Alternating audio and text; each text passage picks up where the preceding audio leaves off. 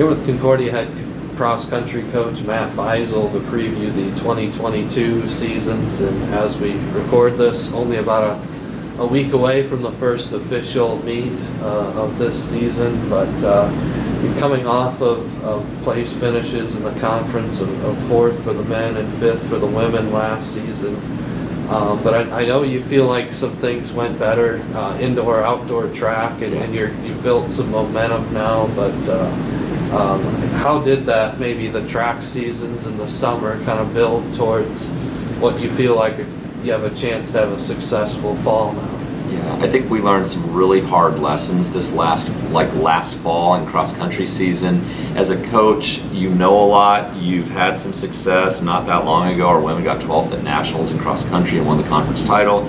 And yet, with a long training season, we're 25 weeks from the time I start giving them cross country preseason workouts until nationals. If you do something wrong early, it can really affect things later on. And in hindsight, after we were doing really well, and honestly our guys did really well. I mean, they got fourth overall, which is pretty high placing. We want to do better, but that was a pretty good race for the guys. But our women had a terrible race, and we felt like we should have been a top 2 team. And by the time we got to conference, we were a 5th place team. And in 3 weeks, we fell apart. And that has not happened to me very much. And so I did a lot of soul searching, a lot of thinking, a lot of reading, a lot of praying over Christmas break, had many hours of conversations with our women on the team, and we pretty much came to the understanding that we peaked too early. We did too much volume, too much intensity too early in the summer and early fall, and so then that's what put us on a bad timeline.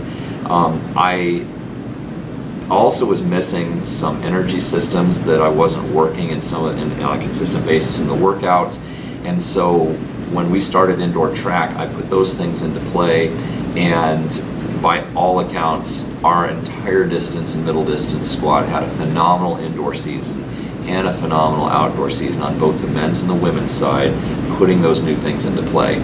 So I have a fair amount of confidence that we got some things figured out, and from what everyone's telling me about our summer training, they're feeling really good right now, and I think we have a much better chance of getting it right when it counts the most. So that's the hope. I mean, there's a lot of factors in play, but I'm really excited about what it's looking like right now. Sure, and wanted to mention a few returners that went to nationals last year individually. Riley Hacker, Calvin Rohde, Camden Cessna. I'm sure that was a fun experience for them, but what does having them back do for both of those teams? Well, from a leadership perspective, they're all really strong, positive leaders on the team, and then having the athleticism to back that up, it earns a lot of respect within the team members, and people look to them and say, hey, what are these guys doing? I get asked all the time, hey, what is Riley doing that's helping her to run so well? And I'm like, well, here's what I think. And so the other thing is that they not only made it to nationals in cross country, but then had some of the most amazing performances of their entire life. Riley nearly broke several of our school records set by, Kim Wood back in the day, and she was a rock star and made multiple All-American, and we placed well at conference, but they weren't the only ones. We have a supporting group that's right there with them and returning, and so those are some good things to look at as they head into this season, and they're all very healthy and running well. I know every year you kind of create a new identity, new type of team chemistry. I don't know if they've come up with new slogans, but what are some things that maybe you've focused on in some of the team bonding opportunities that you've had so far? Well, every year we are reinventing our team family because we have 30 returners or 31 returners, and we have 19 new freshmen and transfers that are coming in. So that's a third of our team. And so the big part of preseason week is for us to weave new relationships and really start getting people to know each other and feel comfortable. And I think every team tries to do that. I feel like this was a superbly successful preseason. We got great training in. Our results of our 1600 time trial, which is just a small measurement of where they're at VO2 wise and so forth, surprised and shocked a lot of them. They had really great runs and some good workouts since. So I feel like and we did come up with team goals, and there's a whole list of goals and expectations that they've put on themselves. But I think the three things we try to build into our program here at Concordia, which aligns with the mission and values of the Concordia Athletic Department, is competitive greatness, academic excellence, and an amazing athlete, fan, and alumni experience. And these are all and tied in with the spiritual, faith-filled, Christ-centered experiences kids have. And so their three goals aligned with that, and they have a series of things that they're going to be working to do with the leadership of the older athletes on the team to try to accomplish that. And that includes our placing at conference and who's going to nationals, but it also includes who we are as teammates to each other and what we want to get out of this experience. And I'm really happy with the things they came up with. Well, you've kind of broke it down, both teams, a little bit in what happened last year, but the women, they were up there as high as number 11 in the national poll, and they're receiving votes this preseason. What does that kind of indicate about the potential that they have? I think they deserve getting some votes coming back. We did lose a couple of key players who were All-Americans for us, but we returned so much depth. And we also have some very talented freshmen and transfers who have come in and are going to make an immediate impact, and that's abundantly clear just watching them practice, doing the time trial. And so I feel like we are a top 2 team in the GPack, and again, no guarantees. I don't want to. I would say I'm cautiously optimistic and excited for the women that they are in a position to capitalize on this. I think they want it, and they've got quite a bit more experience under their belt than they did at this time last year. But I know on the men's side, the big thing that Camden Cessna talked about is, it was cool for him and Calvin to be at nationals last year, but they'd like to see the whole team get there. What kind of steps do they need to take to make that happen? Yeah, it's interesting. We've been working really hard on both men's and women's recruiting over the last 6 recruiting classes that I've been here, and it just always seems on the distance side like we're getting great guys, but we're just a step short of where the women are. And there's no reason for it other than God's got a plan and it's bigger than mine.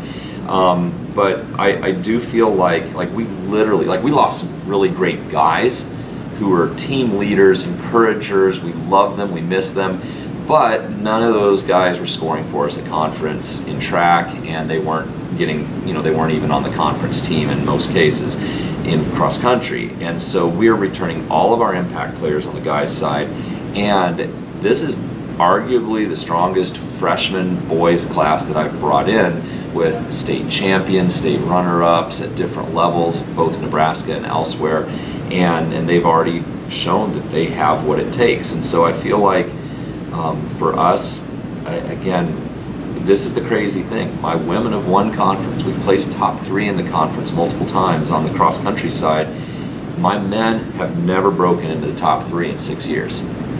And we are overdue, and they are so ready for it. And I think that is something that's driving them, but in a real positive, healthy way. I think they know the capability is there, and I think that there's a lot of just positive excitement and optimism about what this season could be.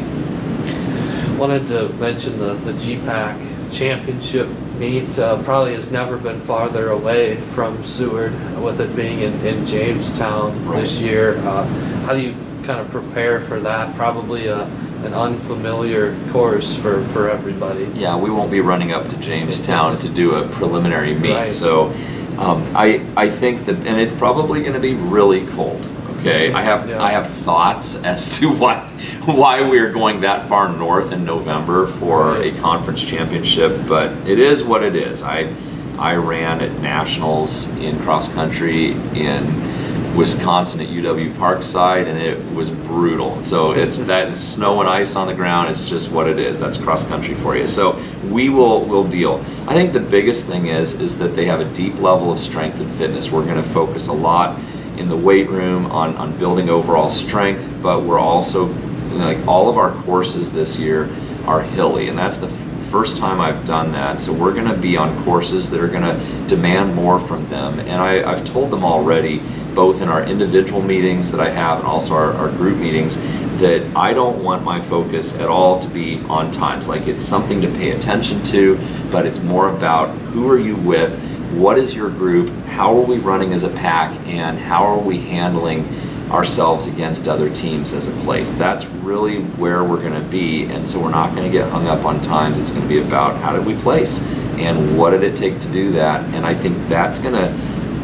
help them mentally as we head into conference in an unfamiliar place in rough conditions to be the gritty team out there and really do some good things. Mm-hmm. At the same time, the place you're hoping to get to would be Tallahassee, Florida, Yeah. which would be quite a contrast in weather from a couple weeks from Jamestown to there. But what can you tell us about that shift? I know you went to Washington last year, but what can you tell us about the shift to Tallahassee and what that experience would hopefully be like?